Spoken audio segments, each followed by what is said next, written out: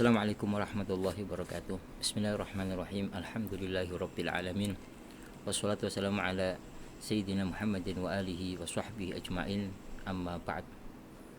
Para pemirsa dimanapun Anda berada, alhamdulillah kita dipertemukan kembali oleh Allah dalam siaran ini. Dan pada kesempatan kali ini kita akan meneruskan pembahasan yang sebelumnya kita telah membahasnya, yaitu yang berkaitan dengan kunut. Pada beberapa waktu yang lalu, kunut itu dibagi menjadi 3. Ada kunut subuh, yang kedua kunut di dalam sholat witir, kemudian yang ketiga kunut nazilah. Pada kesempatan kali ini kita akan membahas kunut di dalam witir. Maka dalam hal ini para ulama berbeda pendapat tentang hal ini. Ada 4 pendapat. Pendapat yang pertama, menurut Imam Abu Hanifah, bahwa kunut di dalam witir itu hukumnya wajib. Waktunya adalah sebelum rukuk. Dan kunut ini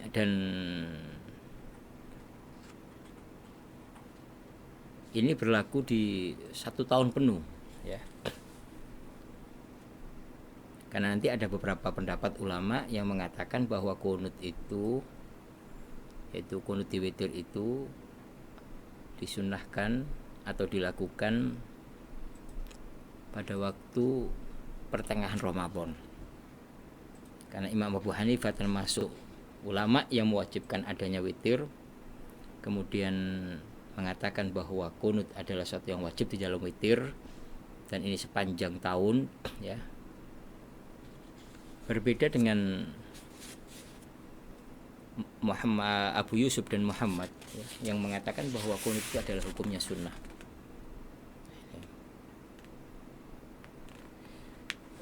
Kemudian di dalam madhab Syafi'i, dalam madhab Hanafi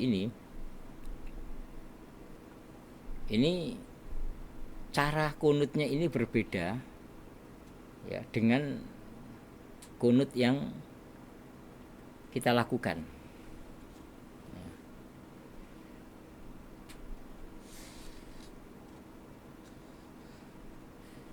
Jadi di dalam madhab Abu Hanifah, ya, cara kunutnya itu sebagaimana di dalam kitab ini, idza faraghal musalli al-witrah minal qira'ah fi rakaati tsalitsah kabbara rafi'an yadayhi. Kunutnya sebelum rukuk. Jadi ini berbeda dengan kunut yang biasa kita lakukan, khususnya di negara Indonesia ini adalah mengikuti madhab Syafi'i. Jadi kalau kunut subuh ataupun kunut witir, nah itu dilakukan setelah rukuk. Jadi mengangkat kepalanya, berdiri, baru melakukan kunut.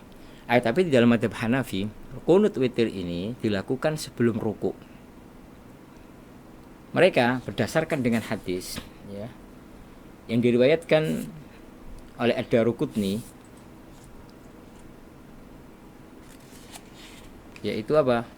Ruwiya annahu sallallahu alaihi wasallam qanata fi akhiril witri qabla ruku', bahwa Nabi Muhammad sallallahu alaihi wasallam itu melakukan kunut di akhir ruku', di akhir salat witir sebelum ruku'. Ini pendapat Al-Imam Abu Hanifah. Nah ini. Kemudian, ya, pendapat yang kedua, yaitu pendapatnya madhab Malikiyah, ya, pendapat yang kuat dalam Malikiyah, ya, yaitu tidak disunnahkan kunut dalam sholat witir. dan ini berlaku sepanjang tahun. Bahkan At-Tawus Imam Taif mengatakan al-qunutu fil witri bid'atun, qunut di dalam witir hukumnya bid'ah.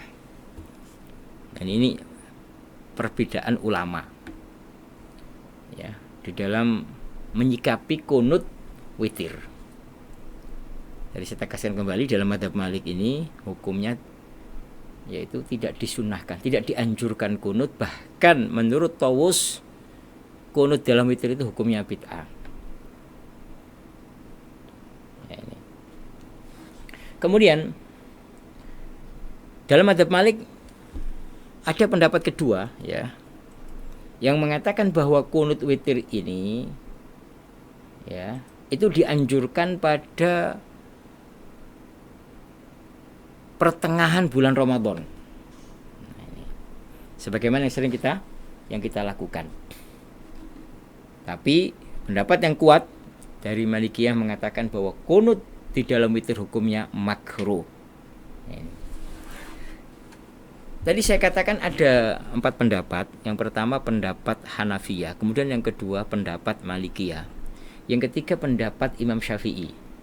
Ya, kita sebagai mayoritas Imam Syafi'i. Apa pendapat ulama Syafi'iyah tentang qunut di dalam witir ini? Ya, maka beliau dan ulama Syafi'iyah berpendapat annahu yustahabbul qunutu fil witri fin nisfil akhir min syahr Ramadan khasatan. Nah ini yaitu kesunahan qunut itu pada ya pertengahan bulan Ramadan. Nah ini di akhir rakaah, di akhir ruku.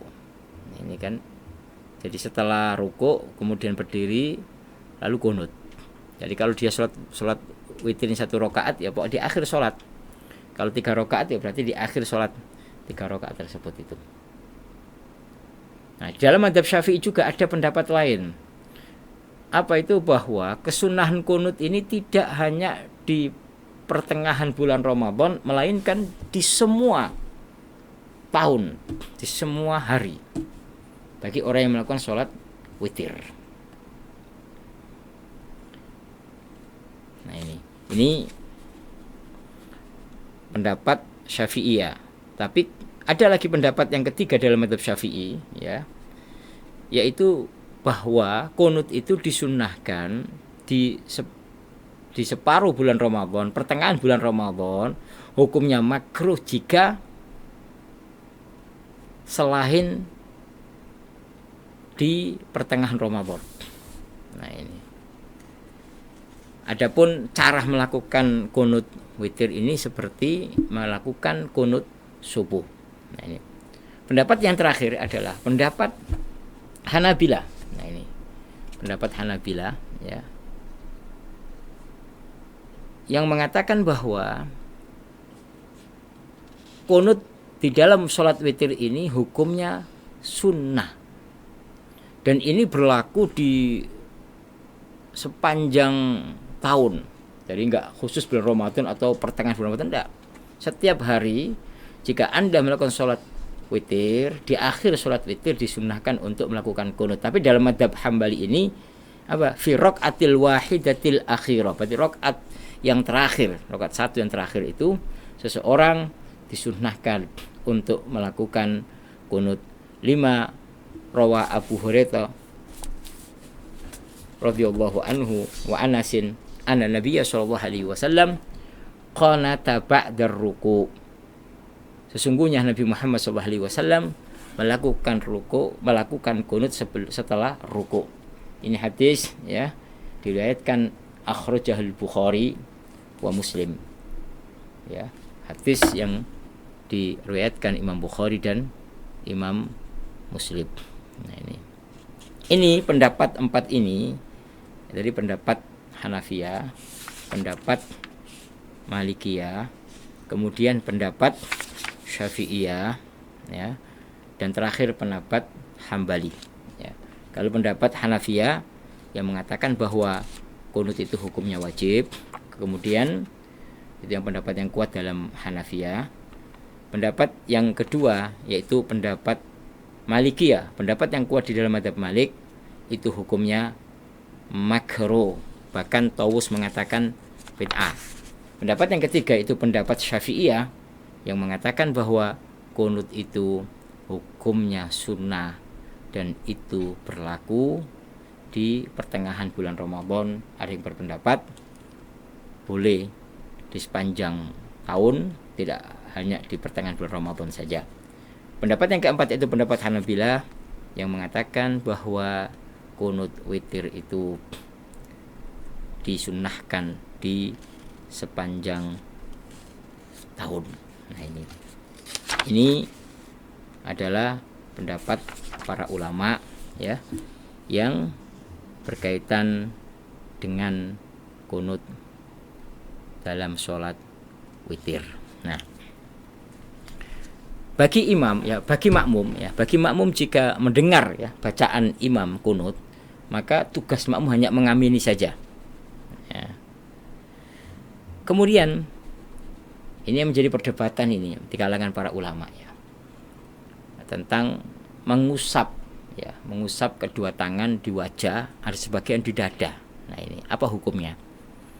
Nah, ini kalau kemarin di dalam mazhab Syafi'i ada dua pendapat. Pendapat yang pertama tidak disunnahkan, pendapat yang kedua disunnahkan. Hanabilah ini banyak pendapat dalam mazhab Hambali. Nah, ini ya, makanya yang mengatakan mazhab Hambali, nah ini yang belajar di Saudi Arabia ini yang selalu mengatakan pengikut Hanabilah ini harus paham ya, apa sih pendapat Hanabilah di dalam mengusap kedua tangan di wajahnya setelah dia berdoa, kemudian berdoa kunut, kemudian ada yang mengatakan diusap di dadanya. Ini bagaimana? Pendapat dalam Hanafi ini banyak pendapat ya. Pendapat yang kuat adalah seseorang itu mengusap dengan kedua tangannya wajahnya. Nah, ini pendapat ini diterangkan oleh Imam Ahmad dan ini yang dipilih oleh kebanyakan ulama Hanabilah. Nah, ini makanya harus paham tentang mazhab Hambali, jangan sedikit mengatakan ini bid'ah, ini sesat. Nah, ini ulama Hanabilah, bahkan pendapat yang kuat dalam Hanabilah ini seseorang jika selesai kunut mengusap wajahnya dengan kedua tangannya. Nah, ini berdasarkan dengan 5 rawa Sa'ib Ibnu Yazid an abihi anna Nabiya sallallahu alaihi wasallam ya, sebagaimana yang diriwayatkan oleh Sa'ib bin Yazid dari ayahnya, sesungguhnya Nabi Muhammad sallallahu alaihi wasallam kana idza da'a farafa'a yadayhi wa masaha wajhahu bi yadayhi. Nabi Muhammad sallallahu alaihi wasallam jika berdoa ya, farafa'a yadayhi, Nabi Muhammad mengangkat kedua tangannya. Kemudian apa? Masaha wajhahu bi yadayhi, lalu mengusap wajahnya dengan kedua tangannya. Ini hadis ya diriwayatkan oleh Abu Dawud. Jadi ada landasan hukumnya. Nah, ini makanya jangan cepat-cepat menghukumin seseorang itu keluar dari agama, keluar dari syariat Allah karena ketidaktahuan Anda. Mungkin muncul pertanyaan, ini hadis kan menjadi perdebatan di kalangan para ulama. Ada yang mengatakan kuat, ada yang mengatakan lemah, ada yang rawinya majhul. Nah, atau isnadnya, dalam isnadnya ada rawi yang majhul. Masalah lemah, masalah kuat, ini adalah ijtihad para ulama hadis. Nah, ini. Jadi dalam hal ini yang mengambil pendapat ulama hadis yang mengatakan kuat silakan. Ya, yang tidak mengambil, umpamanya saya mengambil yang melemahkan saja ya. Saya tidak mengambil hadis ini, enggak apa-apa. Nah, tapi yang salah itu adalah menyalahkan, menghukumi seseorang ya, bid'ah, sesat tanpa adanya ilm, tanpa didasari dengan ilmu agama, atau dalam hal ini adalah hadis Nabi atau pendapat para ulama. Nah, dalam hal ini tadi saya sebutkan bahwa para ulama yang menganjurkan untuk mengusap wajahnya dengan kedua tangannya di saat berdoa, ini berlandaskan dengan dalil yaitu hadis Nabi Muhammad SAW. Saya ulangi lagi apa tadi hadis 5 rawa Sa'ib bin Yazid an abihi anna Nabiya sallallahu alaihi wasallam kana idza ta'a farafa'a yadayhi masaha wajhahu biyadayhi. Nabi Muhammad sallallahu alaihi wasallam di saat berdoa mengangkat kedua tangannya, kemudian apa? Mengusap wajahnya dengan kedua tangannya tersebut. Ini perlu diperhatikan, ya, perlu diperhatikan dan perlu difahami, ya. Memang ada sebagian ulama yang menghukumi makruh, ya, karena tadi saya katakan perdebatan masalah hadis saja. Dan kita ini, ya, atau semuanya yang termasuk kategori thalibul ilm, orang-orang yang mencari ilmu, jangan cepat menghukumi orang, tapi kaji, perdalami. Kalau ini masalah khilafiyah, jangan cepat menghukumi ahli bidah, menghukumi sesat, karena itu adalah keluar dari syariat baginda Nabi Muhammad SAW. Kita harus menanamkan di dalam kehidupan kita ini bahwa perbedaan adalah sesuatu yang rahmah, perbedaan adalah sesuatu yang harus di dalam kehidupan kita ini, karena kita tidak akan lepas dari perbedaan. Tapi yang terpenting faham ilmunya, tahu ilmunya, tidak asal-asalan. Semoga Allah Subhanahu wa taala memberkahi kita semuanya, dan semoga Allah Subhanahu wa taala membuka hati kita semuanya, dan kita bisa menghadapi atau kita bisa menjalankan puasa Ramadan nanti dengan baik, diberkahi oleh Allah Subhanahu wa taala. Juga dosa-dosa kita diampuni oleh Allah Subhanahu wa taala. Kita cukupkan di sini pembahasan yang berkaitan dengan kunut yang ketiga, itu kunut nazilah, akan kita bahas pada kesempatan yang akan datang. Wallahu a'lamu bissawab. Assalamualaikum warahmatullahi wabarakatuh.